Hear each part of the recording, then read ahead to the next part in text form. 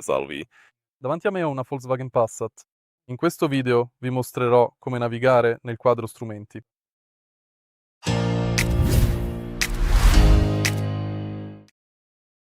Per cominciare, date un'occhiata al lato destro sul volante. Proprio qui abbiamo i pulsanti sinistra-destra, grazie ai quali possiamo modificare molte impostazioni sul quadro strumenti. Grazie ai pulsanti su-giù possiamo navigare attraverso il menu selezionato del quadro strumenti e grazie al pulsante View possiamo cambiare rapidamente i menu. Ora, vediamo cosa possiamo trovare qui. Innanzitutto, per iniziare la nostra analisi, dobbiamo considerare che possiamo facilmente trovare tutti i dati di guida necessari. Sistemi di assistenza.